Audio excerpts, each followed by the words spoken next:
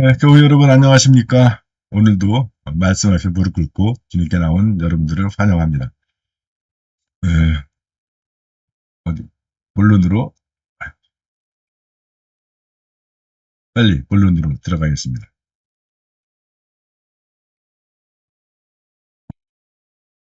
오늘의 예시는 출애굽기 15장 22절에서 27절 말씀 마라에서 사건입니다. 모세는 이스라엘 사람들을 거느리고 홍해 바다에서 수르광야로 진을 옮겼다. 그들은 사흘 동안 가면서도 물을 만나지 못하다가 마라에 다다랐으나 그곳 물은 써서 마실 수가 없었다. 그래서 그 고장을 마라라고 불렀다. 백성들은 모세에게 무엇을 마시라는 말이냐고 하면서 투덜거렸다. 모세가 야훼께 부르짖자 야훼께서 나무 한 그루를 보여주셨다. 그 나무를 물에 던지니 단물이 되었다. 야훼께서 바로 여기에서 그들이 지켜야 할 규칙을 주시고 그들을 시험해 보셨다. 그리고 말씀하셨다. 너 이스라엘이 너희 하나님 야훼의 말을 들어 순종하고 그가 보기에 바르게 살며 그 명령을 귀에 담아 모든 규칙을 지키면 에집트인들에게 내렸던 어떤 병도 너희에게는 내리지 아니하리라. 나는 야훼 너희를 치료하는 의사이다. 그들은 샘이 12개 있고 종려나무가 70그루 서 있는 엘림에 이르러 거기 물가에 기내를 쳤다. 그러면 1번 관찰 무엇이 쓰여 있는가? 나무를 던지자 마라 쓴 물이 단물이 되었다. 이런 내용이 적혀 있죠. 언제 홍해 바다를 건넌 뒤 어디서 광야에서 특별히 마라라는 지명에서 누가 뭐 모세 하느님 그리고 투덜이들 그리고 이제 무엇을 3일간의 갈증과 쓴물을 어떻게 단물로 변하다. 왜? 하나님이 보여주신 나무를 넣자. 뭐 단순하게 이렇게 나오죠. 근데 사실 요거 외에 하나님이 여기서 이스라엘 백성들을 시험하고 규칙을 주셨다. 사실 이게 더 중요한 포인트인데 제가 이거 맞는 것 같아요.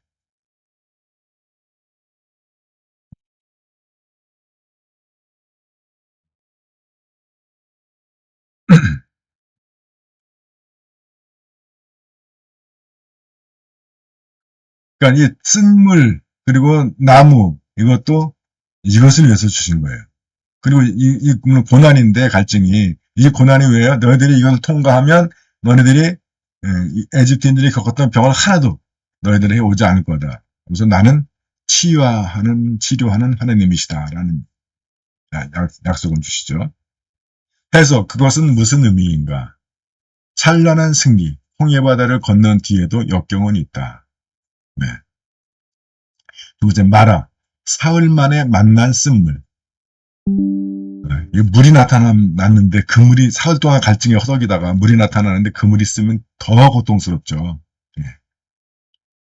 근데 제가 왜 오늘 그 누가 등장인물에서 투덜이를 썼냐면 투덜거림이 하나님의 구원을 이끌어내더라고요.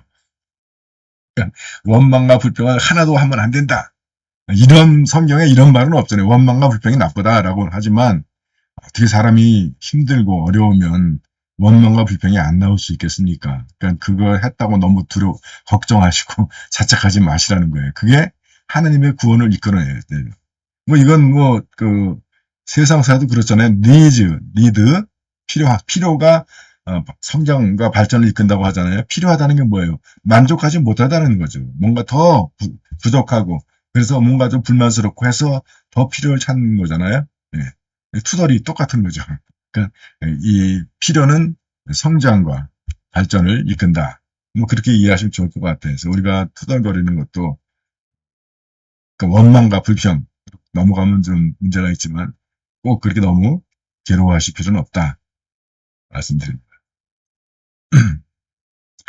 그다음에 모세의 섬김 이걸 다 받아줘. 그전에는 10번 파라오랑 싸우고 홍해 바다를 건너고 그랬다고 해서 이스라엘 백성들이 와 하질 않는다는 거예요. 이들 조금만 힘들면 바로 투덜거리 모세한테서 원망하고 투덜거리고 이게 우리 자식들이 하는 거 아니에요? 이러려고 안 하냐고 오해준 거있냐고 그러면 또 엄마들은 그 자식한테 뭐라 그래요? 너도 시집가서 너 같은 딸 낳아라. 우리 교회 우리 도봉교회 그런 사람 하나 있더라고. 네. 하나님이 보여주시는 나무로 문제를 해결하죠. 쓴물을 단물로 바꾸는 나무. 이제 기억나십니까? 예. 성경에 나오는 나무라는 단어는 거의 8, 90%가 다 십자가. 엘림이라고 하는 것은 큰 나무들이라는 뜻입니다. 역시 이것도 여기서는 그 죄를 볼 것이 아니라 십자가 나무로 보는 게 맞는 것 같아요. 종려나무는 성령. 바로 우리의 안식은 바로 이 십자가로 돌아올 때, 십자가 곁에 머물 때 우리에게 안식이 있다. 이런 사인인 것 같아요. 적용, 그것은 내게 무슨 의미인가? 첫 번째, 3일간의 갈증 끝에 만난 쓴물. 나라면 투덜거리지 않을까? 투덜거리겠죠. 나라면 아마 못에 멱살 잡았을 것 같아.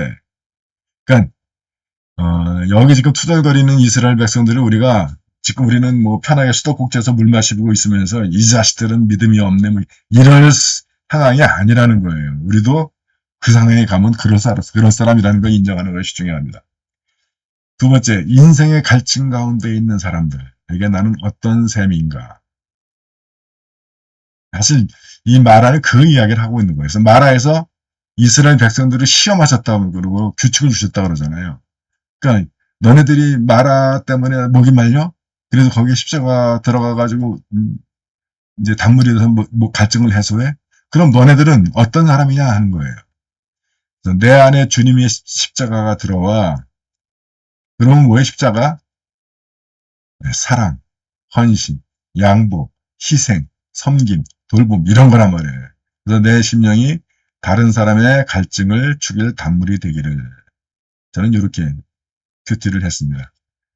그다음에 이 시험을 통과해 치료하는 하나님을 경험할 수 있기를.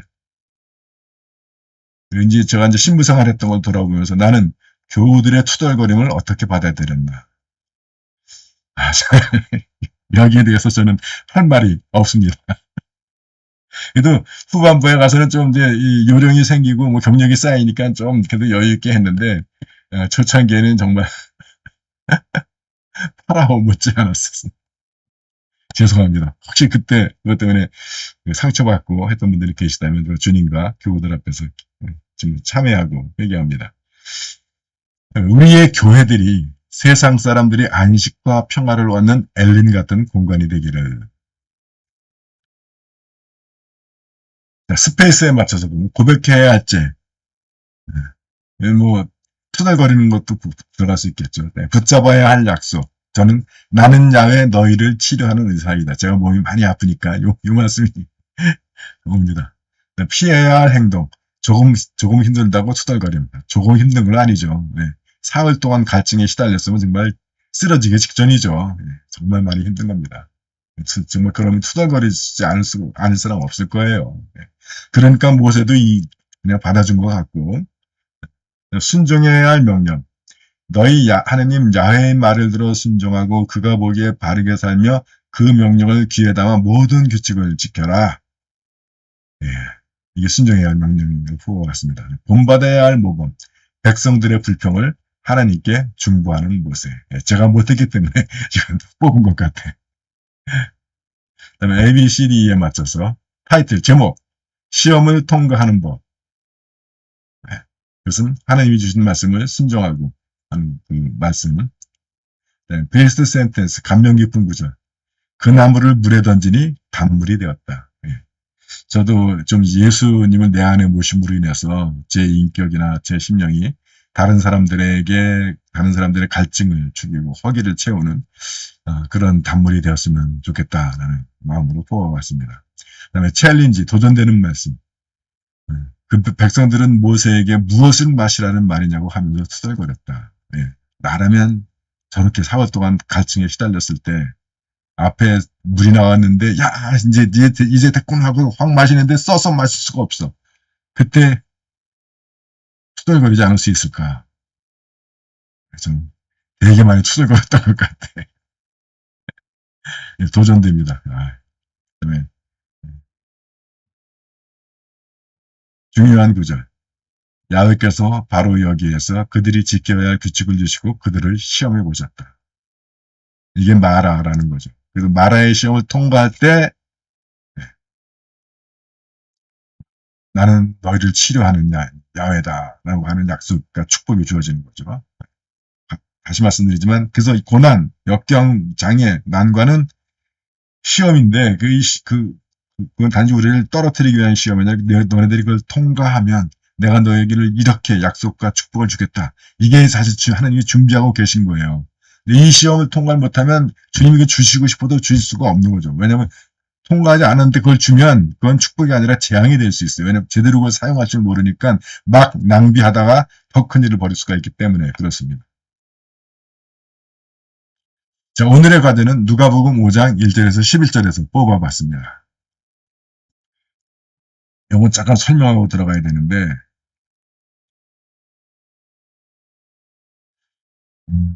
첫 번째 제자를 부르신 장면, 마태하고 마르코 복음에서는 그냥 예수님이 길을 지나가시다가 배에서 일을 하고 있는 베드로와 안드레, 야고보, 요한을 보고 나를 따라오너라. 내가 너희를 사람 낚는 어부가 되게 하겠다. 하니까 따라온 걸로 되어 있습니다.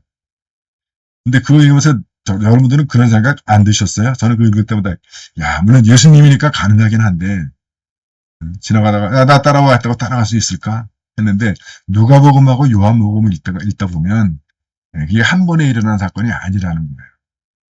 요한복음에 보면 이 처음에 제자들이 다 세례 요한의 제자였죠.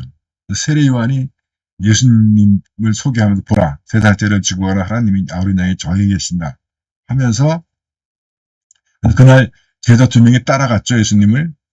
그게 안드레하고 빌립보예요. 그 다음에 다음날 와서 안드레는 베드로 데려가고 빌립보는 나다나엘 데려가고 그 다음 얘기가 안 나와요, 요한복음에는. 근데 그리고 누가복음에서 5장에서 이 이야기가 나오는 겁니다. 그러니까 여러 가지 일이 있었던 거야. 그들이 제자되는 과정에. 그래서 그 중에 하나가 오늘 이 말씀, 아주 중요한 말씀. 첫 번째 제자들이 이제 제자로 확실히 굳어지는 사건. 네, 있어서 중요한 말씀입니다. 제가 읽겠습니다.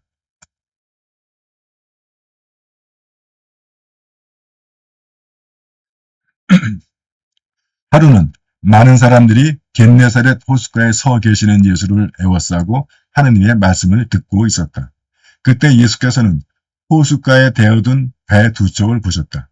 어부들은 배에서 나와 그물을 씻고 있었다. 그중 하나는 시몬의 배였는데 예수께서는 그 배에 올라 시몬에게 배를 땅에서 조금 떼어놓게 하신 다음 배에 앉아 군중을 가르치셨다.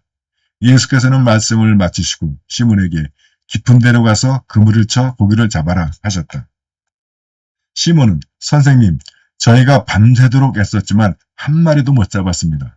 그러나 선생님께서 말씀하시니 그물을 치겠습니다 하고 대답한 뒤 그대로 하였더니 과연 엄청나게 많은 고기가 걸려들어 그물이 찢어질 지경이 되었다.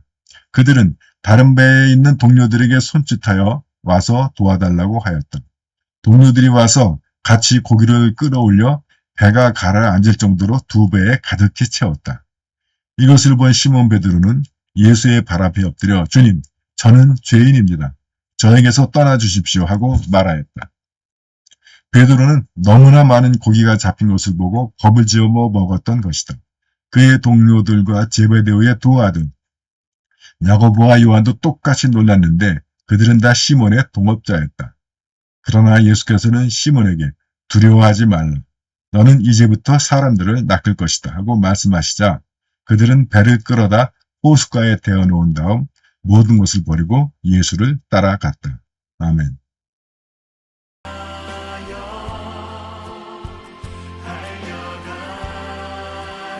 예, 여러분들 많은 댓글 좀 달아주세요. 뭐 쉽다, 어렵다, 무용무시 좋았다. 이 음악도 좋지 않아요?